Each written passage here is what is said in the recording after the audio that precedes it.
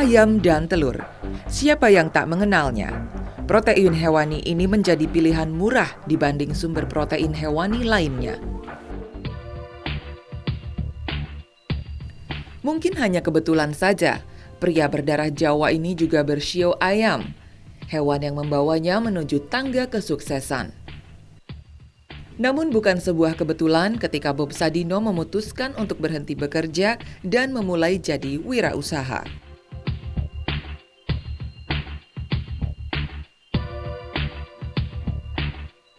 Ketika saya kembali dari Eropa, masih bekerja untuk sebuah perusahaan, di mana ketika satu malam saya bilang sama ibu, besok saya nggak mau kerja.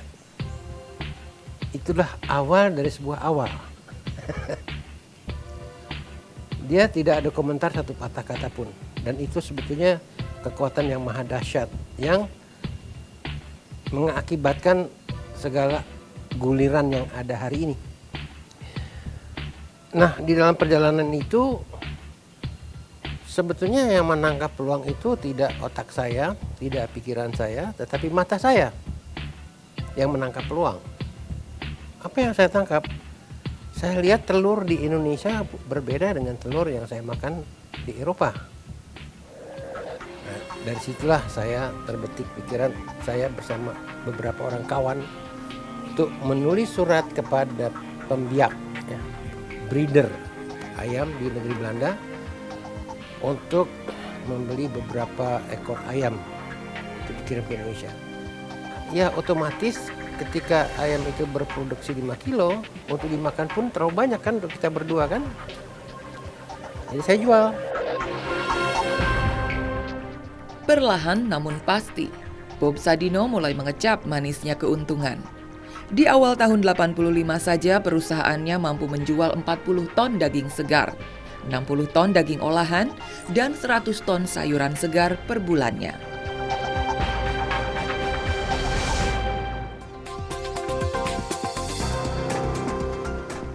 Perjalanan Bob Sadino beralih jadi seorang wirausaha bukan tanpa kendala. Awal memasarkan telur ayam negeri, ia dibantu istri, menjajakannya dengan sederhana, memasarkan dari pintu ke pintu. Saya jalan kaki, ibu bawa 2 kilo ke kiri, saya bawa 3 kilo ke kanan, saya ketuk semua pintu rumah orang Indonesia. Tapi seorang pun tidak ada yang mau beli telur yang saya jajakan tadi. Karena nggak ada yang ngerti. Ya. Nah, ketika saya mengetuk pintu rumah orang asing, langsung dibeli. Ya. Nah, keesokan hari lagi dia cerita sama kawan. Kawannya juga membeli. Ya. Lama-lama permintaan banyak. Kemudian kita tambah ayam telur lagi, ya, dari negeri Belanda. Pengalaman Bob Sadino hidup di Eropa membuat ia dengan cepat memahami kebutuhan pasar ekspatriat. Usahawan, tentu dia tidak menentukan siapa pelanggannya. Siapapun pelanggan yang datang membeli produk kita akan kita jual kepada mereka yang mau membeli kan. Tadi pada awal pembicaraan saya katakan tidak ada satupun orang Indonesia yang mau membeli telur yang kita hasilkan. Kecuali orang asing. Dan dia cerita dari mulut ke mulut. Ya, akhirnya apa? Saya tidak ada satupun langganan saya orang Indonesia, kecuali mereka-mereka yang pernah tinggal di luar negeri, ya, pegawai-pegawai kedutaan, pokoknya dia beli telur pada kita gitu. Maka berkembanglah usaha ini, ya, karena apa? Karena dari pelanggan itu kita selalu dapat masukan, Bob, kamu sudah jual telur, tolong dong jual garamnya. Loh, saya bingung kenapa yang diminta garam. Akhirnya saya tahu bahwa garam pada waktu itu dijual dalam bentuk bata persegi itu, dijualnya di atas tikar di tanah. Tidak ada orang asing yang mau beli kan. Nah, saya lalu mengadakan garam yang sesuai dengan apa yang disuguhkan sehari-hari di Eropa gitu ya. Udah ada telur, ada garam. Berapa hari kemudian, Bob, kurang dong, mesti jual merica juga. Nah, saya cari merica yang baik, saya jual pada mereka. Peluang demi peluang ia tangkap hingga akhirnya pada suatu masa ia memutuskan untuk mendirikan pasar modern. Pasar yang jamak ia lihat sewaktu di Eropa. Pasar yang membuat ekspatriat merasa nyaman berjual beli di sana. Pasar modern itu lantas ia namai Kemcik. Sebagai pasar modern dengan metode swalayan, Kemcik menjadi buah bibir di kalangan ekspatriat. Penampilan Bob yang unik dengan celana pendeknya juga menjadi promosi tersendiri. Tanpa perlu susah payah beriklan, usaha swalayannya banyak menangguk untung. Kemcik di masa awal berdirinya seperti gerbang menuju ruang dan waktu yang berbeda. Desainnya yang bergaya Eropa dilengkapi dengan produk-produk dengan kualitas premium. Ini cukup kontras, mengingat tingkat konsumsi protein masyarakat kala itu sangat rendah. Tahun 70-an, konsumsi protein hewani masyarakat Indonesia baru 6,78 kg per kapita per tahun. Meski secara langsung peran Kemcik tak terlihat, inisiatif Bob Sadino mengimpor bibit ayam broiler sedikit banyak berpengaruh pada perkembangan peternakan di Indonesia. Puncak perkembangan ternak ayam terjadi di tahun 1996. Saat itu produksi daging ayam mencapai 926.000 ton dan produksi telur ayam mencapai 630.000 ton. Produksi protein ayam dan telur ini berpengaruh pada tingkat konsumsi protein masyarakat.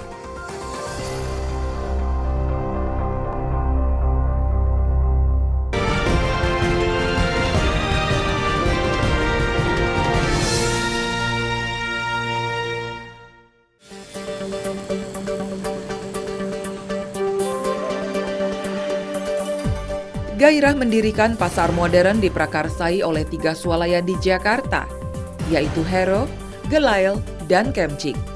Ketiganya sama-sama menjual produk yang variatif, mulai dari makanan segar, makanan olahan, hingga alat kebutuhan rumah tangga.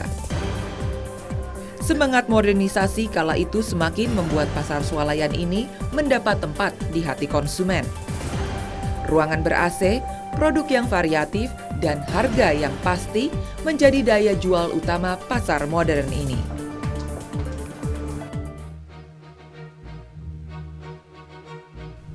Di awal berdiri, ketiga retail ini berjalan seiring karena pangsa pasar yang masih luas. Hero dan Gelail kala itu fokus pada kalangan menengah. Iklan dan promo yang gencar seiring dengan agresivitas pembukaan cabang.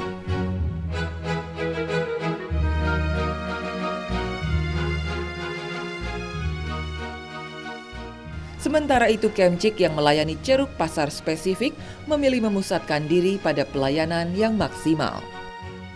Kualitas produk dan pelayanan menjadi perhatian utama. Bob Sadino bahkan rela menyapa setiap tamu yang datang ke Kemcik. Begini, karena mereka itu pioneer ya, di antara Hari Darmawan, Pak Kurnia, dan Bob Sadino itu adalah 3 cikal bakal retail Indonesia. Tanpa beliau bertiga mungkin landscape retail Indonesia tidak seperti sekarang. Jadi mereka bertiga itulah yang benar-benar men-shape up ya, membentuk retail Indonesia sekarang. Mereka membeli pelajaran yang sangat berharga ya buat kita semua di Indonesia untuk bisa belajar. Karena untuk terjun di retail itu perlu passion yang sangat besar sekali di sini. Seiring kemudahan investasi, muncullah retail-retail kecil dengan format minimarket. Mereka muncul bak cendawan di musim hujan.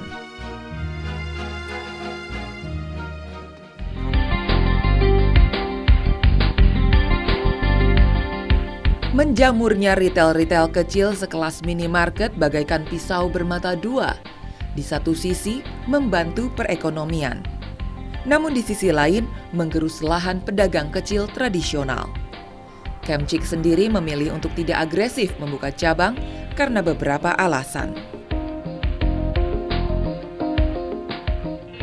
Kemcik ini awalnya saya ingin hanya satu saja. Saya tidak mau kembangkan ke lain-lain tempat. Sampai kita ada satu posisi keterpaksaan, ketika bangunan Kemcik lama dibongkar untuk mendirikan sebuah bangunan tinggi, saya sewa tempat di Pacific Place luas 2000 meter, ya kan? Ya, timbullah Kemcik kedua. Tetapi tidak akan lagi ada Kemcik selanjutnya. Cukup di situ aja. Ya, ternyata seni hidup ini bagaimana seorang bisa mengatakan cukup. Enough is enough.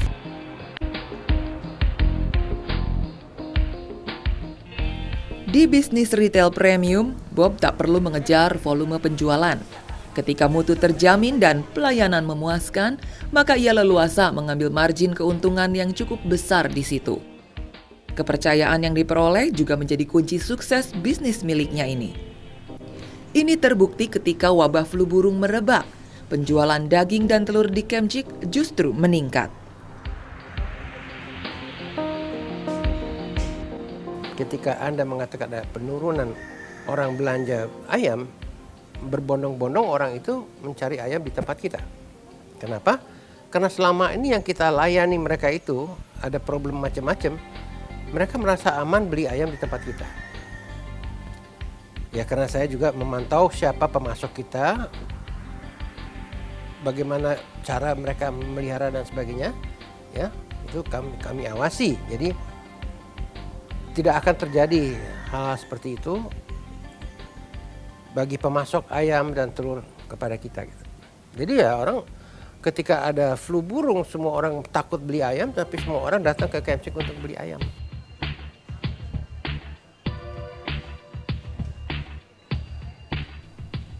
Kualitas produk yang prima dirasakan Bob sebagai penuntun menuju peluang demi peluang.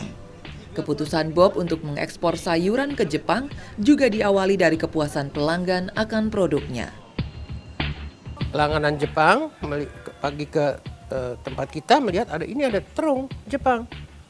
Nah, dia kemudian ngobrol sama kita, mari kita ekspor ini. Ya, dia mengajarkan kita bagaimana caranya.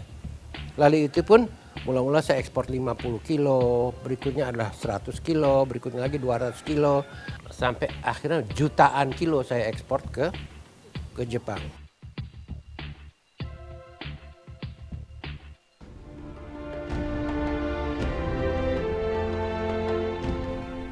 Ketika Jepang dilanda gempa, permintaan akan ekspor sayuran semakin banyak.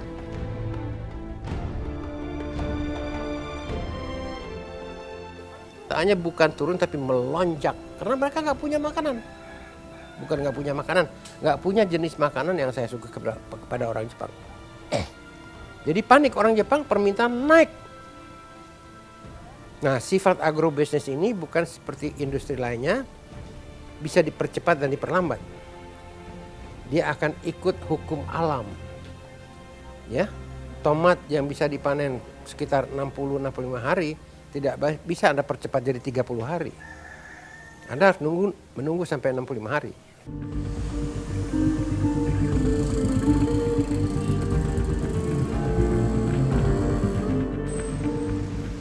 Kini retail premium tak hanya dikuasai Kemcik.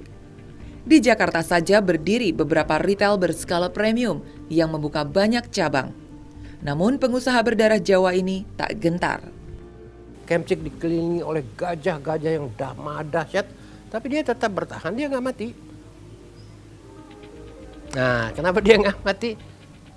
Karena kita mungkin mengkhususkan diri dalam bidang makanan, ya kan? Artinya, sekarang saya kembalikan lagi, arti saya memperkenalkan telur dan ayam di Indonesia, di mana itu adalah sebetulnya makanan orang asing. Ya, dikembangkan bagaimana menyuguhkan garam, bagaimana menyuguhkan merica.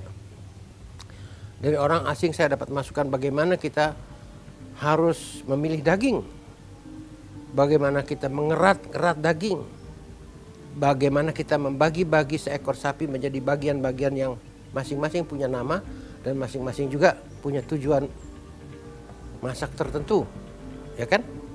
Itu ada petanya, ya. Jadi bagian umpamanya di Indonesia hanya tahu adalah lulur dalam dan lulur luar. Yang bahasa Inggrisnya itu untuk lulur dalam dikatakan tenderloin dan lulur luar itu sirloin. Itu aja orang Indonesia taunya gitu loh. Kan selebihnya dia nggak tahu. Padahal ada masih banyak lagi nama-nama begitu ya di dalam keratan seekor sapi itu, yang untuk juga sekaligus membantu dari pembeli, dia mau membeli apa ketika dia ke pasar. Dan untuk penjual daging, dia akan tahu dia akan menyuguhkan apa kepada permintaan si pelanggan.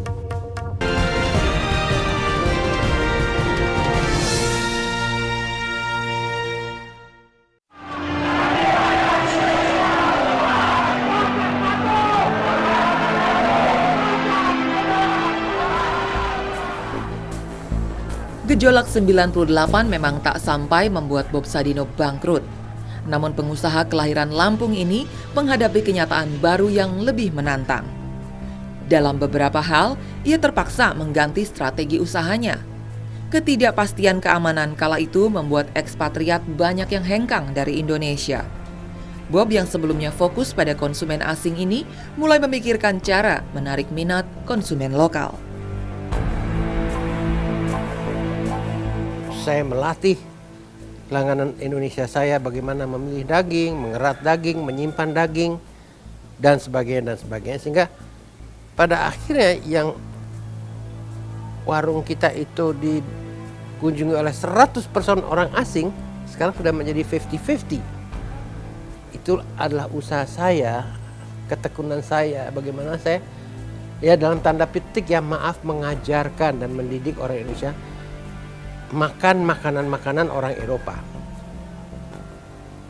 Ketika saya berhidroponik ria, itu pada pertama kali memperkenalkan budidaya tanpa tanah, itu sekaligus saya memperkenalkan, Anda tidak sadar bahwa sayalah yang memperkenalkan melon untuk pertama kali, jagung manis untuk pertama kali, paprika, brokoli, dan segala sayur-mayur yang Anda lihat di Kemcik itu tadinya sebelum tahun 70 atau sebelum tahun 80 nggak dikenal orang. Tidak dikenal orang. Ya.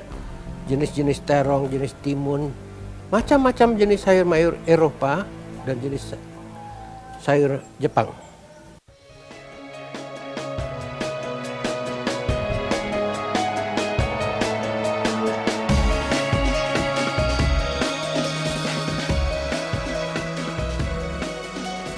Dua tahun pasca kerusuhan 98 memang masa yang paling sulit bagi semua pebisnis retail.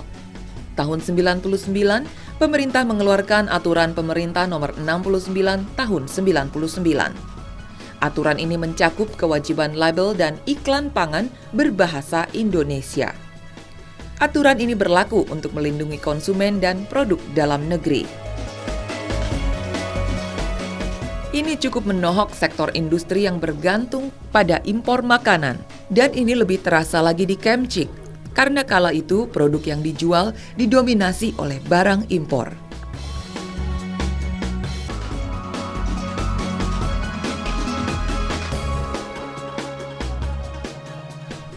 Strategi Kemcik yang khusus menjual barang impor premium mendapat tantangannya di sini.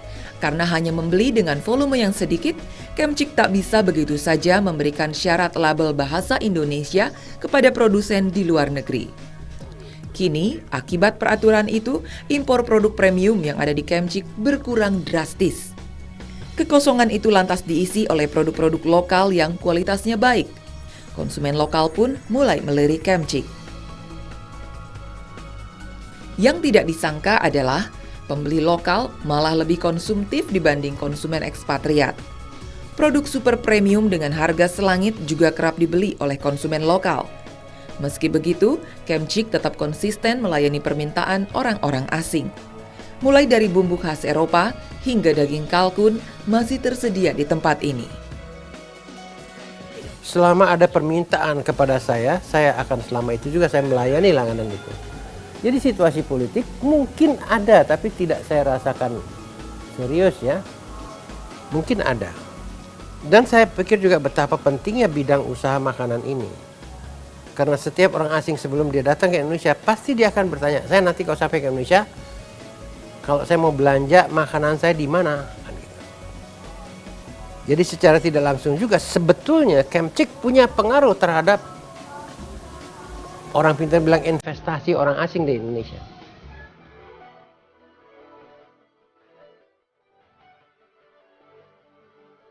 Idealisme Bob mungkin didasari kepentingan bisnis.